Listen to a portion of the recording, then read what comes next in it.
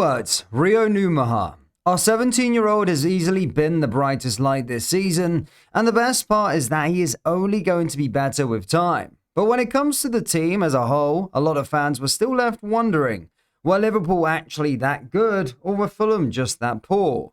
Because even after a fairly comfortable win, we still somehow find ourselves questioning the result and the performances. But in reality, what matters most right now is points. Every single league point we add to our tally could be huge by the time next season comes around, whether there is a managerial change or not. So after a very poor run of results across 3 different competitions, and with the boys showing a much needed reaction before the return leg against PSG, let us enjoy these 3 points and also take a proper look at what we did right to control a very difficult Fulham side. So hit that like and subscribe button and let us dive into the video. So as we said, Fulham are a very tough side to break down. They cut through teams with their deep build-up and they defend in a mid-block. That really reminds you of managers like Simeone and Allegri. That is exactly what they tried to do here. They sat in a 4-4-2 mid-block and looked to force us out wide before jumping on us with numbers. What we did against that was very smart. As you can see here, we had Jones on the ball in the first line of the build-up. That gave us a way to overload Fulham's first line of pressure. If Jones dropped in between the centre-backs, it became a 3v2. If he moved wide and the fullback pushed higher, then we had a 2v1 in the wide areas. And with Wirtz constantly dropping deep, we were able to move the ball around and look for ways to play through their shape. But there was more to it than that. Once we switched play to the other side, and with Wirtz always there between the lines, keeping one of their pivot players occupied, we started to create these small pockets of space behind Fulham's first line of pressure. That then gave Jones the chance to move into the space and receive the ball in a much better position. From there, we were able to find Salah, and Frimpong instantly made his run in behind. That is how we created that dangerous chance for Salah in the first half. It all came from smart positioning, good movement, and making sure Fulham's shape could not stay settled for too long. That was really the story of the first 20 or 25 minutes of the game.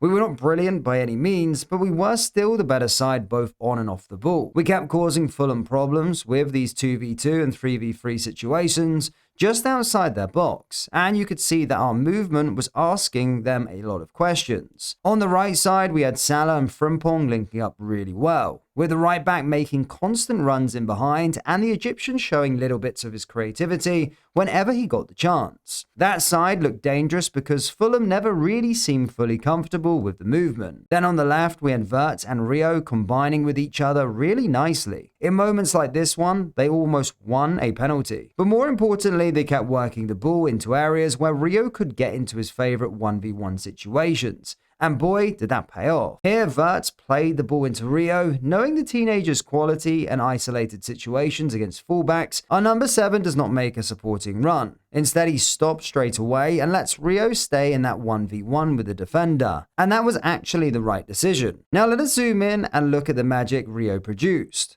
Once he starts driving at his marker, Rio goes in those little twitches he always does. You can really see them here because the video is slowed down, and that makes it even easier to understand just how sharp he is in these moments. He is already putting the defender under pressure and forcing him to react. But he does not stop there. Look at the fake shot here. It forces the left back to plant his foot and fully commit. And you guessed it, Rio still had more. He then added another feint with his left foot, completely throwing the defender off balance and opening up the space for the shot. That is how he scored his first Anfield goal. That goal came at a moment when it really felt like Fulham were starting to grow into the game.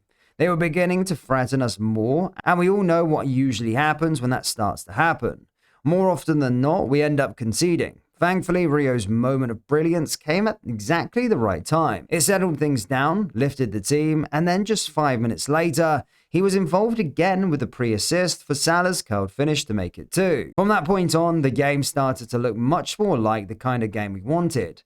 Fulham pushed higher up the pitch, and that gave us more space to attack in transition. We looked like we could hurt them almost every time we broke forward. Salah in particular was a constant threat. not just with his runs, but also with the quality of his passing. That ball he played in behind for Gakpo, who unfortunately could not finish it, was another reminder of the vision and quality of our Egyptian king. Now, one more big positive, besides the performance of Rio and Salah, is the return of Alexander Isak. Yes, this is the most expensive player in our history, and we have only seen him start 6 Premier League games.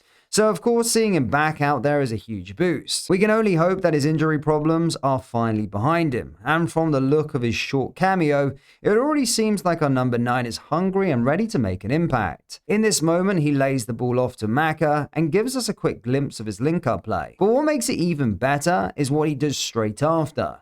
He bursts forward and attacks the box with real intent. That movement does not just add danger in the area, it also gives Maka the space to receive the ball near the edge of the box and get his shot away, and that effort came extremely close.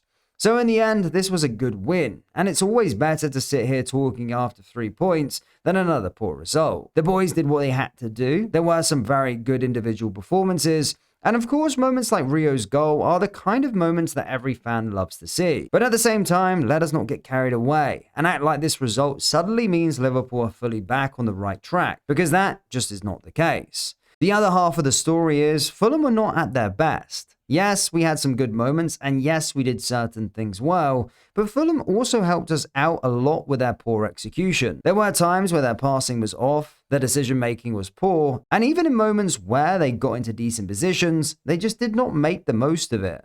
On another day with a sharper and more clinical Fulham side, this game could have looked very different. So while we should enjoy that win, we also have to be honest about what we just watched. That is exactly why the next game against PSG is the only one that really matters. That is a game that will tell us what this team is made of. Losing the first leg 2-0 in Paris has left us all in a very difficult position. And now everything comes down to the return leg. There is no hiding from it. This is the match that could make or break our season. If Liverpool show up, if the crowd is behind them, and if players give us a real performance, then maybe there is still something big to fight for. But if this team falls short again, then that's basically a wrap, because in the league, the picture is still far from comfortable. Yes, these 3 points matter, and they could very well be important later on, but on the road to a Champions League spot is still a tough one. It is not only about us winning games now, we also need other teams around us to drop points. Chelsea, Villa, and Manchester United are in the mix, and every single result involving them matters just as much as our own at this stage. That is why every point feels massive, because one slip from us, or one good result from them, can change the whole picture. So overall, this was a welcome win, a needed win, and a win that at least gives us something positive to hold on to going into the bigger game of the season. But now the real test is coming. Liverpool have given themselves a bit of life here, but the response against PSG is the one that will define everything. So, let us know your thoughts in the comment section below. Are you confident going into that second leg, or is it already a lost cause? If you enjoyed today's breakdown, then as always, please do hit the like button and hit the subscribe button for more.